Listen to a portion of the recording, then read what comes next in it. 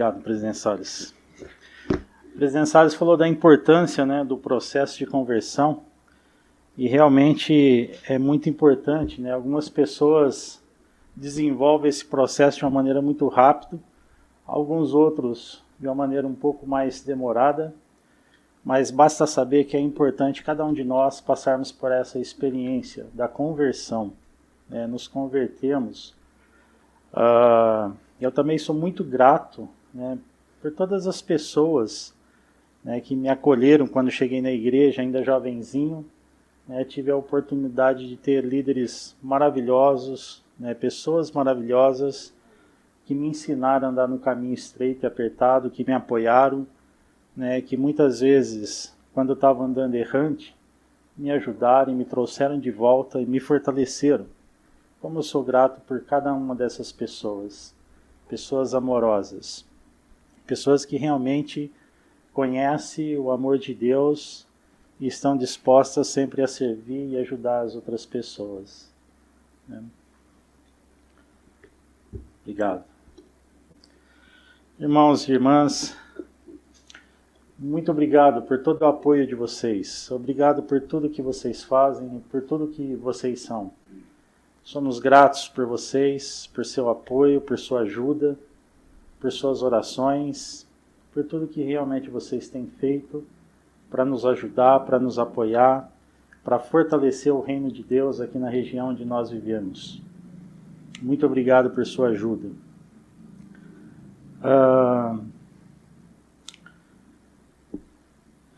Eu gostaria de começar meu discurso, né, fazendo uma comparação entre 3 povos distintos, né, e fazer algumas considerações sobre esses povos, né. O primeiro deles, né, foram os israelitas, né, na ocasião em que Moisés ele recebeu a grande incumbência, a grande responsabilidade do Senhor, né, de tirar os israelitas, né, da escravidão do Egito e conduzi-los até uma terra prometida, né, uma terra que o Senhor havia preparado para eles que eles tivessem uma nova experiência. E aí eu fico imaginando Moisés, na condição de profeta, de um representante do Senhor naquela ocasião, uma multidão de pessoas, né, nem todas convertidas, né, algumas pessoas que se rebelaram até durante o processo, mas enfim, Moisés estava ali tentando cumprir com a sua responsabilidade, né, com a incumbência que ele tinha recebido do Senhor de conduzir aquele povo, né, independente das circunstâncias, independente das coisas que estavam acontecendo, enfim. Né? Então acredito que foi um desafio bem grande. Né? O outro povo que eu gostaria de citar é o povo de Leí. Todos nós sabemos que Leí, ele recebeu a ordem do Senhor de sair de Jerusalém. Eles então partiram para o deserto com sua família e algumas outras pessoas, e ali também viveram grandes dificuldades, né? Algumas pessoas o apoiando, outras pessoas jogando contra, né? Se rebelando, enfim. E aí foram muitos sofrimentos, né? Muitos desafios.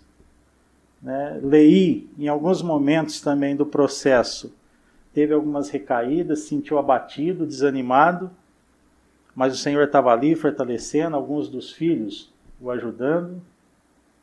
Né? Eles também tinham uma promessa de uma terra prometida. Mais tarde, o segundo presidente da igreja, Brigham Young, ele recebeu a incumbência de conduzir o povo da igreja já restaurada para o oeste dos Estados Unidos, em meio a perseguições, em meio a dificuldades, em meio aos desafios, né, a fome, a doenças e até a morte. E essa era a responsabilidade desse profeta, conduzir o povo do Senhor, conduzir o povo do convênio, assim como foi a responsabilidade de Moisés e assim como foi a responsabilidade de Leí. E eu gostaria de dizer a vocês hoje, irmãos, que assim como esses povos de outrora, nós somos o povo do convênio. e nós somos guiados por um profeta de Deus. O presidente Russell M. Nelson ele recebeu a incumbência, a responsabilidade de conduzir esse povo nesses últimos dias. Mesmo em meio aos desafios, mesmo em meio às perseguições, ao sofrimento, enfim. Eu gostaria que algum de vocês pudesse enumerar ou dizer algumas coisas, né, que esses povos têm em comum. Quem poderia arriscar aí?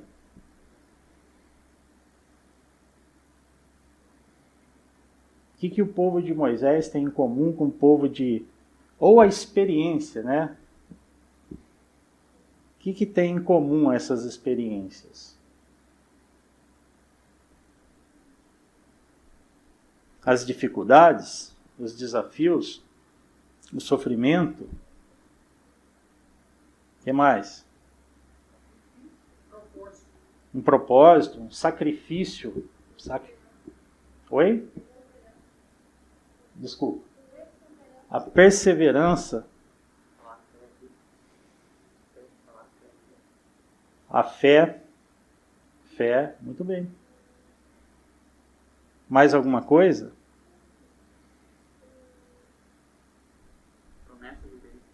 Promessas de bênçãos. Na verdade, eles tinham muitas coisas em comum, né? Mas o mais importante é que eles estavam sendo conduzidos por um profeta de Deus, né? E que se eles fizessem exatamente, né, o que o Senhor dissesse através de seu profeta, eles seriam grandemente abençoados e favorecidos pelo Senhor. E seu êxito aconteceria muito mais rápido. A gente pode perceber que a história aí dos israelitas, ela aconteceu em 40 anos. Mas se o povo fosse um pouco mais obediente, se o povo ouvisse um pouco mais o profeta, se o povo se esforçasse um pouco mais em fazer a vontade do Senhor, tudo isso poderia ter acontecido em 4 anos. A gente observa na história de Leí, durante a sua partida para o deserto, né? E depois, quando eles construíram aqueles navios e tiveram que cruzar os mares, né? E os relatos das Escrituras dizem, né, que por conta da rebeldia dos filhos de Leí e por conta da badalação, né, os barcos chegaram a retroceder 3 dias. Né? Então, irmãos, hoje nós somos guiados por um profeta vivo, um profeta de Deus. Todos nós sabemos que nós estamos vivendo num momento atípico hoje. Nós estamos vivendo dias desafiadores, não somente com relação à pandemia, que tem sido uma experiência nova para nós, dessa geração, né? Mas com outras coisas que o mundo tem nos bombardeado a cada dia. E nós podemos sim, né, ser conduzidos em segurança à grande terra prometida. E dessa vez não é uma migração física, né? E talvez nós não iremos para uma terra prometida física, né? Mas a grande promessa para nós hoje é a salvação no reino de Deus. Isso é o que cada um de nós temos como propósito, né? Pelo menos eu espero que seja isso, né? A salvação no reino de Deus e a grande exaltação. Então essa é a nossa terra prometida. Esse é o lugar para onde nós devemos ir, ou a condição a qual nós devemos herdar. E eu digo que nós podemos conseguir esse êxito, ter esse êxito, mesmo em meio a todas as provações, as dificuldades, aos desafios que nós vivemos. Basta nós darmos ouvidos ao Senhor por intermédio de nosso profeta, por intermédio de nossos líderes, né, e procurar fazer a sua vontade. E isso vai minimizar o sofrimento, vai minimizar a dor e vai nos possibilitar a preparação para o retorno ao reino celestial. Eu gosto muito, né, do sonho de Leí, da árvore da vida. Inclusive tem uma experiência até especial com relação a isso, né? Durante o tempo de missão, né, nós tivemos uma pesquisadora, nós ensinamos uma pesquisadora chamada Marta, e a Marta ela trabalhava como secretária num consultório odontológico, né? Então, como de costume, como todos os missionários fazem, nós presenteamos a Marta, né, com o livro de Mórmon, marcamos algumas partes do livro de Mórmon para que ela pudesse ler, e deixamos o desafio lá para que ela pudesse ler aquelas partes, né? E acho que 2 ou 3 dias depois nós voltamos na casa dela para fazer um acompanhamento, né, e verificar como tinha sido a leitura do livro de Mórmon, daquelas partes que nós havíamos marcado. E essa mulher ela estava fascinada com o que havia acontecido na vida dela. A experiência que ela teve foi a seguinte: antes mesmo de nós apresentarmos o Evangelho para ela, alguns dias antes da gente apresentar o livro de Mórmon, ela tinha tido um sonho, não com a árvore da vida, mas ela tinha tido um sonho com aquela passagem do livro de Mórmon da árvore da vida, né? Descrevendo aquela passagem, né? E quando ela leu aquilo, ela ficou fascinada, e naquele momento ela obteve um testemunho muito rápido do livro de Mórmon e das outras verdades do Evangelho que a gente estava compartilhando com ela. E o testemunho dela foi tão forte que ela começou a sofrer algumas perseguições, né? Ela começou a levar o livro de Mórmon dela no consultório onde ela trabalhava, para que ela pudesse ler na hora do almoço. E a patroa dela simplesmente pediu para que ela desse um fim no livro de Mórmon, não deixasse lá. Ela hesitou em fazer, né? Não, esse é meu livro, eu acredito, faz parte da minha religião. E até então ela nem tinha sido batizada na igreja, né? E ela continuou com o livro até que a própria patroa jogou o exemplar do livro dela fora, né? E aí ela explicou para nós o que tinha ocorrido, e ela pegou um novo livro de Mórmon e levou para o trabalho novamente, né? E dessa vez, né, a patroa não jogou o livro de Mórmon dela fora, mas demitiu ela do trabalho, né, pelo testemunho que ela tinha do livro de Mórmon e para ela não abrir mão disso, né? E naquele dia ela ficou muito triste, muito abatida, mas ainda tinha certeza de que o livro de Mórmon era verdadeiro e era a palavra de Deus, né? E o Senhor proveu meios, né, para que ela pudesse sustentar e manter esse testemunho que ela tinha, né? Talvez 2 ou 3 dias depois desse ocorrido, ela conseguiu um novo trabalho no mesmo segmento para ser secretária odontológica. Ela ia ganhar 2 vezes mais, né, e num lugar muito melhor, né? Dessa vez o consultório odontológico era no mesmo edifício do escritório da missão e era num apartamento ao lado do escritório da missão, né, onde inclusive os profissionais ali da área de odontologia tinham muita amizade com o próprio presidente da missão, com os missionários, e aí ela ficou em casa. Então, realmente é uma experiência magnífica, uma experiência brilhante, né? O Senhor, ele trabalha nesse processo de conversão. É claro que cada um de nós precisamos empreender nossos esforços para isso, mas o Senhor ele não hesita em fazer a parte dele, né? Como eu ia dizendo a vocês, eu gosto muito dessa parte então, né, da árvore da vida, porque na verdade são simbolismos ali, né, que nos ensina grandes verdades. Até tinha feito uma relação aqui, mas acho que eu perdi. Mas tudo bem.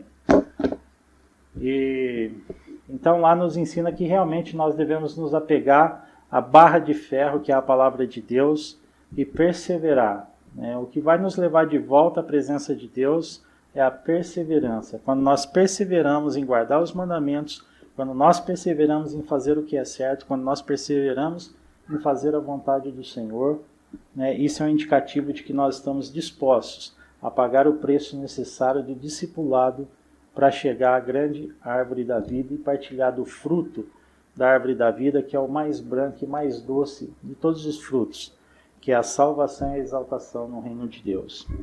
Irmãos, para encerrar o meu discurso, eu gostaria apenas de compartilhar com vocês algumas palavras do discurso do Elder Uchtdorf, da última conferência, onde ele diz o seguinte: viveremos para sempre, receberemos a plenitude da alegria com o potencial de herdar tronos, reinos, principados e poderes. Saber que esse futuro magnífico e divino é possível. É possível, não por quem somos, mas